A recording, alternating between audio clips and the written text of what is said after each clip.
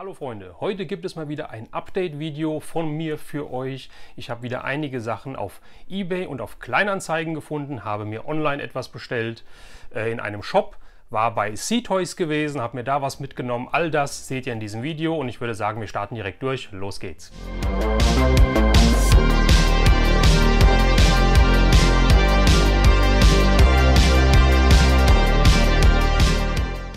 Ja Leute, bevor wir durchstarten, möchte ich noch mal 30 Sekunden bis eine Minute euer Gehör für etwas anderes haben. Und zwar, ich hatte ja das letzte Video hochgeladen, das war mein Real Talk zu den Masters of the Universe. Wer es noch nicht gesehen hat, ich blende es hier oben noch mal ein, dann gerne noch mal anschauen. Oder war es hier oben? Ich blende es irgendwo hier oben noch mal ein und dann schaut euch das nochmal an. Das Video hat doch für sehr viele Reaktionen gesorgt, positive als auch, muss ich sagen, negative. Ich hatte ja gesagt, dass ich auf meinem Kanal keine Master of the Universe Origins Reviews mehr mache, dass ich da keinen Sinn mehr sehe, dass es mir auch keinen Spaß mehr macht, dass es genug Kanäle gibt, die diese Figuren zuhauf zeigen und in die Kamera halten und so weiter. Und habe natürlich auch um eure persönliche Meinung gebeten. Ich habe ja gesagt, ich habe ganz direkt gesagt, es ist meine persönliche Meinung, mein Empfinden. Ja, und ich habe auch gesagt, kommentiert es bitte, wie ihr das Ganze seht. Und ich denke, wir sind hier alles Erwachsene, ja, und wenn ich sage, kommentiert das bitte, dann kann man doch davon ausgehen, dass ich meine, dass man das sachlich und fachlich kommentiert und seine Meinung ausdrückt und nicht ja, ausfallend wird, Leute beleidigt, teilweise diskriminiert. Das habe ich noch nie gesehen und deswegen habe ich eine Sache gemacht, die ich noch nie vorher gemacht habe hier auf meinem Kanal und hoffentlich auch nie mehr machen werde. Ich habe einige Kommentare gelöscht. Ich habe wirklich einige Kommentare gelöscht. Da wurden Leute teilweise angegangen. Leute, das geht überhaupt nicht. Ja, wenn mir jemand schreibt, und du weißt mit Sicherheit, wer gemeint ist, dass mein Kanal nicht mehr geschaut wird und ich mich quasi mit der Aussage, dass ich keine Masters-Videos mehr mache, disqualifiziert habe bei dir. Bitte, dann mach's gut. Viel Spaß noch hier auf YouTube und in deinem Leben, aber sowas brauche ich halt nicht. Ja, also wie gesagt, sachliche Kommentare, vollkommen okay. Da stehe ich auch dazu. Ich kommentiere auch gerne jeden Kommentar von euch. Aber was da teilweise abgegangen ist, ich habe auch um die 15 Abonnenten, also 15 Abonnenten durch das Video verloren. Wenn das Leute waren oder Zuschauer waren, die halt meinen Kanal nur abonniert hatten, weil sie halt Origins-Videos geschaut haben, die ich ja auch auf meinem Kanal gemacht habe, dann ist das vollkommen okay, Leute. Ihr werdet woanders dann mit Sicherheit genauso Videos finden und wahrscheinlich sogar auch bessere zu den Origins im Detail halt bessere Aussagen sehen und lesen und so weiter.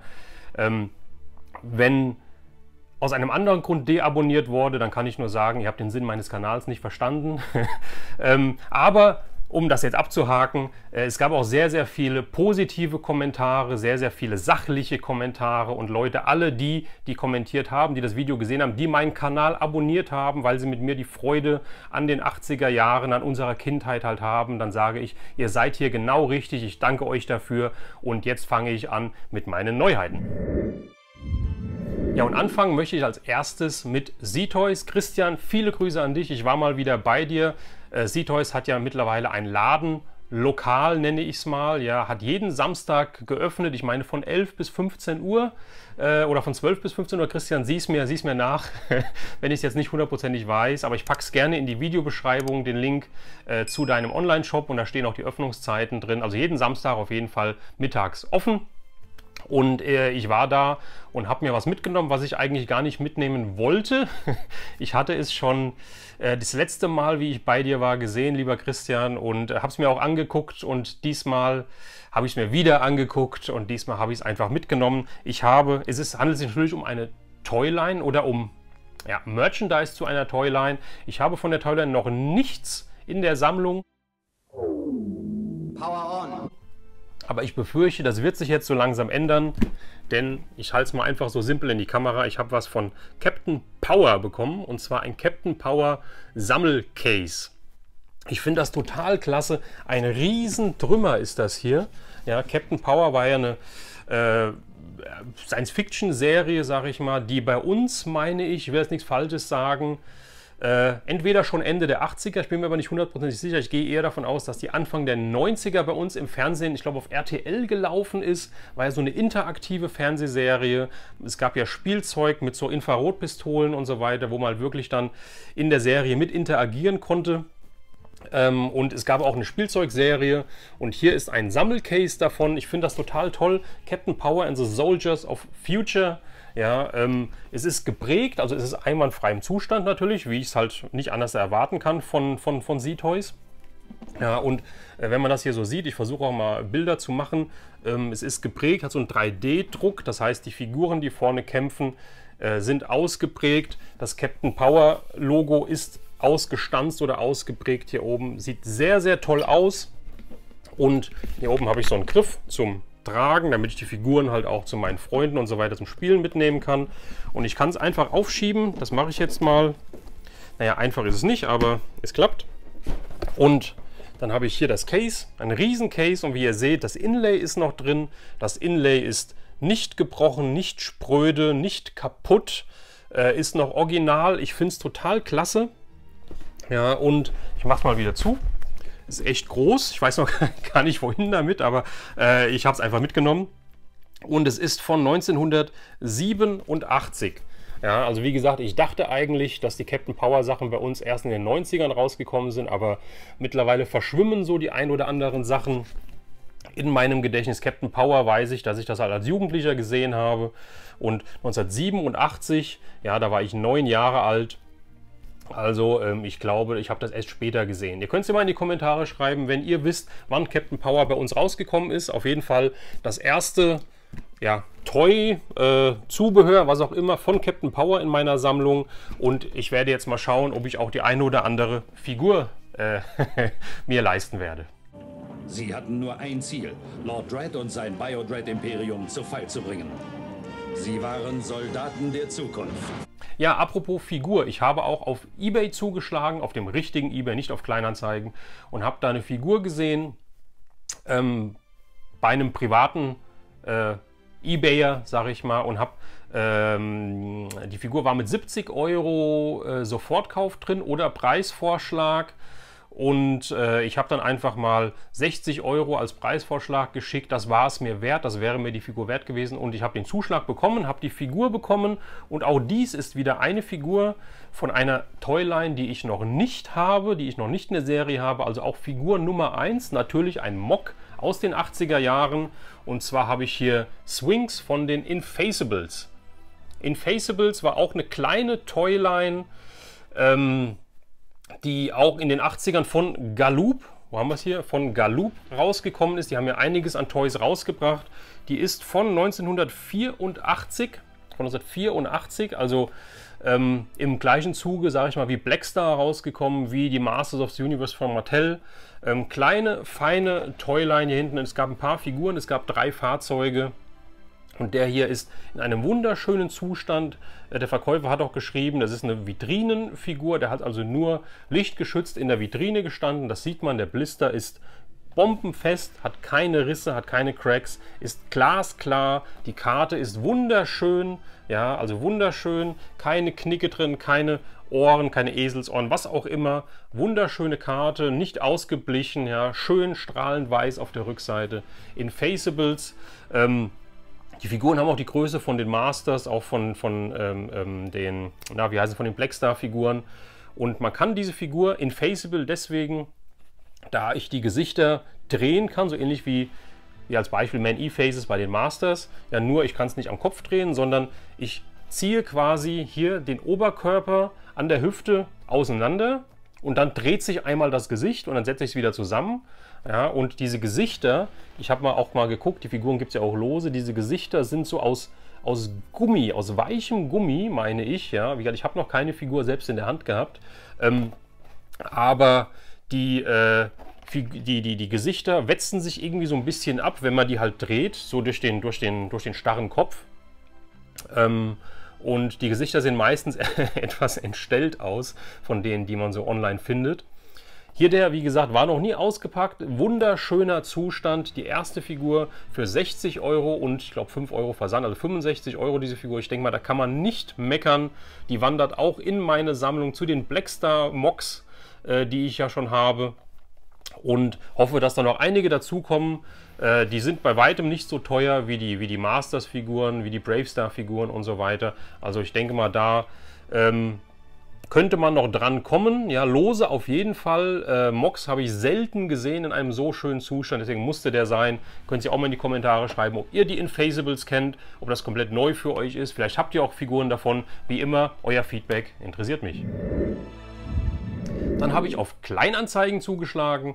Ich habe auf Kleinanzeigen mal wieder etwas zu meiner, ja, einer meiner Lieblingsserien, muss ich sagen, aus Ende der 80er Jahre gefunden. Und zwar ein weiteres Puzzle, jetzt klappert es ein bisschen, Puzzle zu meiner Alf-Sammlung. Das Ein Alf-Puzzle, das Puzzle hatte ich noch nicht, das habe ich auch noch nie gesehen. Diese Ausführung mit den Luftballons hier, ein Alf mit dem Partyhut. Ein 100-Teile-Puzzle, das müsste von 1989 wahrscheinlich sein. Steht jetzt hier nicht drauf. Ne, steht nicht drauf. Aber auf jeden Fall Ende der 80er Jahre, Anfang der 90er Jahre ein Alf-Puzzle. Das Ganze hat mich, glaube ich, mit Versand 6 Euro gekostet. Also da konnte ich nicht Nein sagen. Das Puzzle ist komplett. Ich habe es schon gepuzzelt. Also es ist komplett. Und wieder eine Bereicherung zu meiner Alf-Sammlung. Moi? Oui, Monsieur. Pourquoi? Weil du von draußen kommst. Wir lassen das Französisch? Wir lassen es. No problemo. So, wir springen jetzt gerade nochmal zurück zu Action Toys. Und zwar habe ich wieder Merchandise zu einer, auch wieder, ich muss schon wieder sagen, einer meiner Lieblings-Action-Figuren-Reihen gefunden. Und zwar zu Bravestar. Ich hatte ja schon, die hatte ich schon mal in anderen Videos gezeigt, diese Ladybird-Bücher, The Trail Drive und The Rodeo.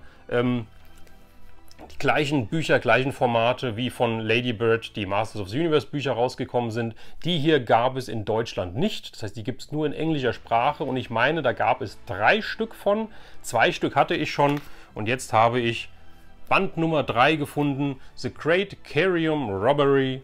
Ja, mit Tex Hex vorne drauf. Finde ich sehr, sehr schön. Habe ich somit alle 3 Bücher komplett. Das Buch habe ich mir in England bestellt. Hier hat mich mit Versand auch um die 10 Euro, glaube ich, gekostet. Also das ist absolut okay aus England. Somit sind diese kleinen Büchlein jetzt hier komplett. Jetzt sehr schöner Zustand, sehr schön gezeichnet. Also wirklich für jeden Bravestar-Fan eigentlich ein Muss. Ja, wenn ich nicht nur Figuren sammle, sondern auch alles, was Zubehör gibt. Und damit nicht genug, denn ich habe noch Bücher, nenne ich es mal, gefunden, auch wieder Bravestar, die mir vorher überhaupt nicht bekannt waren. Man lernt immer aus, man lernt nie aus, immer auslernen, das wäre ja toll. Man lernt nie aus, man findet immer wieder Sachen, wo man gar nicht wusste, dass es die gibt. Und wie gesagt, das Buch hatte ich jetzt bekommen und ich habe jetzt nochmal hier 2 kleine Mini-Bücher von Bravestar bekommen. Seht ihr hier den Größenunterschied? Dann packe ich das hier jetzt mal weg. Und zwar habe ich The Gunslinger und ich habe The Moonstone Crisis bekommen. 2 kleine Heftchen, ja, schön mit einem schönen Einband, so ähnlich wie so kleine Taschenbücher hier. Auch sehr schöner Zustand, ja, auch so kleine, ja, feine Geschichten. Ich breche es jetzt nicht mal so weit auseinander, nicht, dass es dann auseinander fällt. Sehr, sehr schön. 2 Stück. Auf der Rückseite steht zumindest drauf, dass es insgesamt 4 Stücke gibt. Das heißt, auch hier fehlen mir dann 2 Stück, die ich unbedingt noch komplettieren möchte. Ist auch wieder von 1986, genau, von 1986, The Moonstone Crisis. Ja, finde ich total toll. Auch wieder in England bekommen. Gibt es auch meines Erachtens, meines Wissens nicht in deutscher Sprache. Ja, die Bücher sind, oder nennt sich Mini World. Ja, hier unten weiß ich gar nicht das Logo, das kenne ich auch irgendwoher. World, ja, wahrscheinlich Mini World. Auf jeden Fall, auch die wandern so in meine Sammlung. Habe auch bezahlt, ich glaube pro Heft, die habe ich nicht bei einem Verkäufer, sondern bei 2 verschiedenen Verkäufern geholt. Ich meine auch pro Heft um die 10 Euro inklusive Versand. Also auch da konnte man nichts sagen, finde ich, ja, dafür, dass ich die nicht kenne, dass es die hier nicht gab. Auf jeden Fall wieder ein Stück zum Komplettieren meiner Bravestar-Sammlung mehr. Ja Leute, und jetzt wird es spannend, denn jetzt kommen wir zu einem Thema, was demnächst des Öfteren auf meinem Kanal erscheinen wird, und zwar Hörspiele. Hörspiele aus der Kindheit, aus den 80ern, vielleicht auch neuere Sachen.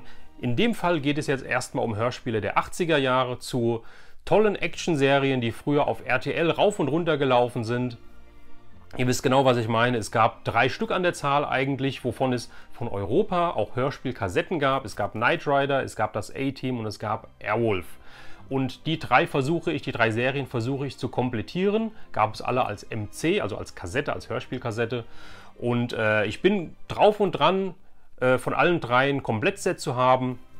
Und was ich bekommen habe, um meine Sammlung zu erweitern, zeige ich euch einmal hier. Ich habe von Airwolf bekommen Folge 16, Geheimmission Laos.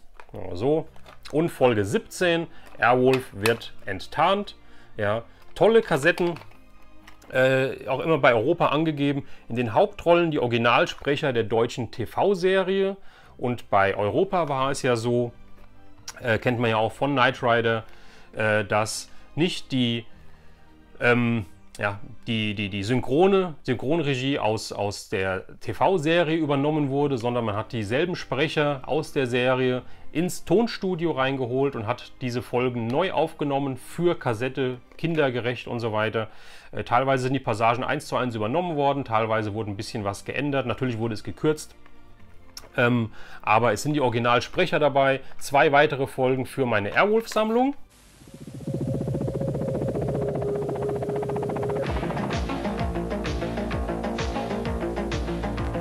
Und was mich sehr, sehr begeistert hat, ich habe 3 weitere Folgen für meine A-Team-Sammlung, und zwar Folge 10, The A-Team auf Sand gebaut. Folge Nummer 11, Schatten im Sonnenparadies. Und Folge Nummer 12, die Auferstehung des toten Ingenieurs. Was ein Reißer, oder? Passt kaum hier drauf, der Titel der Kassette. Was ein Reißer. Das sind 12 Folgen insgesamt, meine ich, vom A-Team, die es gibt. Das sind jetzt Folgen 10, 11, 12, also die 3 letzten, die ich bekommen habe. Achso, für die Airwolf-Kassetten habe ich 2 € Stück bezahlt, plus, ich weiß nicht, 2,20 € Warensendung oder sowas, Versand. Und für die A-Team-Kassetten habe ich Stück 4 € bezahlt. Auch das, denke ich mal, ist vollkommen okay. Das sind ja die letzten Kassetten, die waren ja immer ein bisschen seltener. Und ich glaube, A-Team ist sowieso nicht so gut angekommen damals. Ich meine, es gab nur 12 Kassetten, wenn ich richtig liege. Knight Rider gab 26, Airwolf gab es, glaube ich, 21, wenn ich mich nicht komplett irre. Und A-Team 12. A-Team, glaube ich, ist ein bisschen preislich höher angesiedelt, weil es die halt seltener gibt. So sehe ich das halt, wenn ich mir so die Verkäufe auf eBay und so weiter angucke. Nichtsdestotrotz ist Airwolf, finde ich, auch klasse. Knight Rider, finde ich, ist meine liebste Serie von diesen 3. A-Team tue ich mir ein bisschen schwer mit den Stimmen, weil ich glaube, es sind auch teilweise, steht zwar nicht drauf, aber teilweise die Stimmen aus der Serie. Aber es passt irgendwie nicht so ganz. Ich kann teilweise nicht unterscheiden, wer ist Murdoch, wer ist Face und so weiter. Vielleicht muss ich nochmal genau hinhören. Trotzdem toll, trotzdem klasse. Möchte jetzt gar nicht schlecht reden hier. Die 3 Folgen muss ich mir noch anhören, die habe ich mir gar nicht angehört bisher.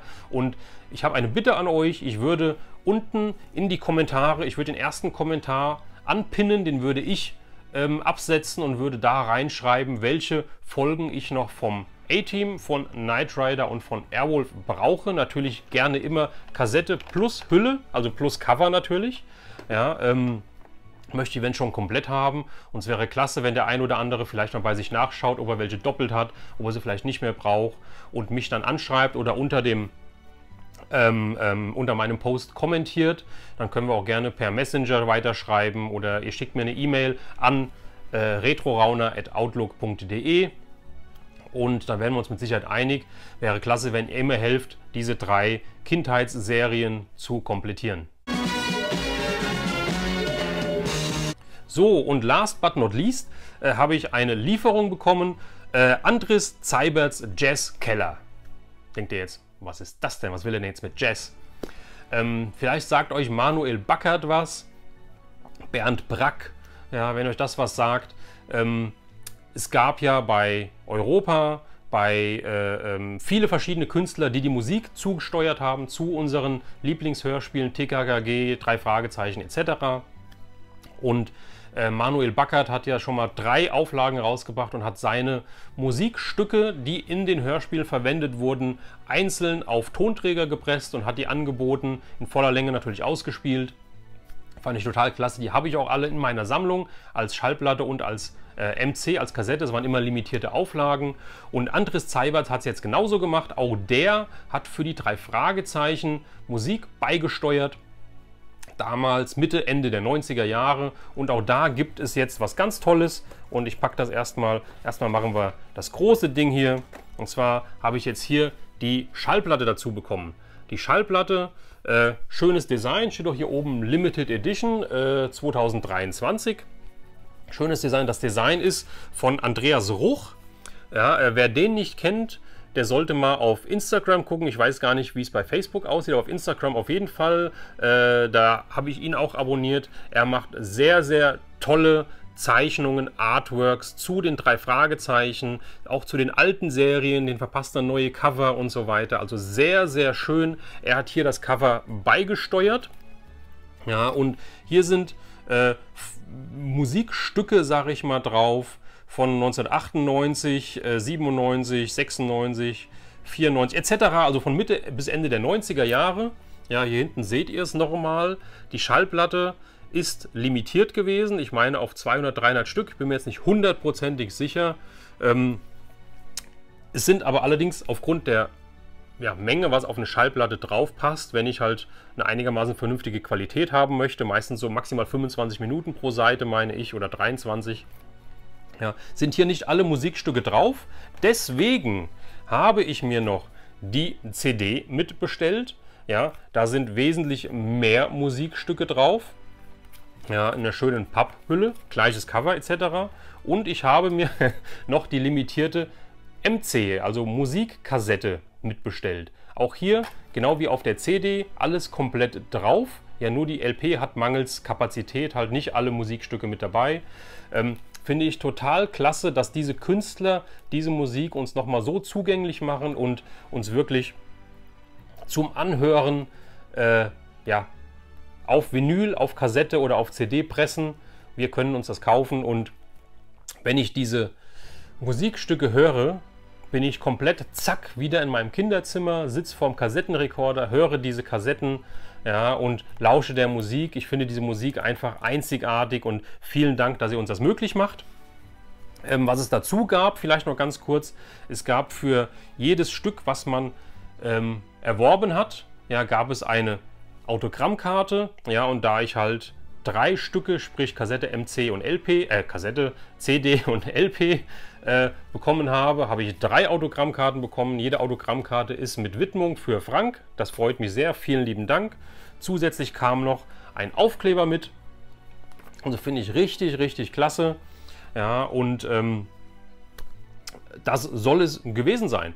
Ja. Ein kurzer Ausblick noch in Sachen Hörspiele. Der nächste Livestream steht in den Startlöchern und ich möchte euch schon mal einen kleinen Hinweis geben. Es geht diesmal wirklich um Hörspiele. Wir werden wieder 2 Stunden anpeilen im Livestream. Diesmal Donnerstagabend, 20 Uhr, denn wir haben wieder einen Special Guest dabei. Und da haben wir uns auf den Donnerstag geeinigt. Der passt uns am besten. Uns meine ich natürlich wieder Stefan. Zodax Zeittresor wird wieder mit dabei sein. Der gehört ja fast schon zum Inventar jetzt bei meinen Livestreams. Und als Special Guest haben wir den Thomas Birker am Start. Der Thomas Birker hat ja vor kurzem die Hörspielcon in Nidderau ausgerichtet, wo ich auch ein Review zugemacht habe. Auch das blende ich gerne nochmal oben ein. Wenn ihr das nicht gesehen habt, dann schaut euch das nochmal an. Und der Thomas ist Hörspielproduzent. Er ist Owner des Hörspiellabels Dreamland. Dreamland Grusel sollten vielen vielleicht ein Begriff sein. Toni Ballard, ja, all das produziert er, führt er Regie. Und mit ihm möchten wir ein bisschen aus dem Nähkästchen plaudern. Zum einen natürlich um seine neuen Produktionen, wie das so halt mit dem Hörspiel aufnehmen und so weiter funktioniert. Aber wir möchten auch mit ihm über seine Kindheit sprechen, über die Hörspiele, die ihn geprägt haben, seine Lieblingshörspiele, vielleicht kleine Anekdoten dazu und so weiter. Das gibt es alles im nächsten Livestream.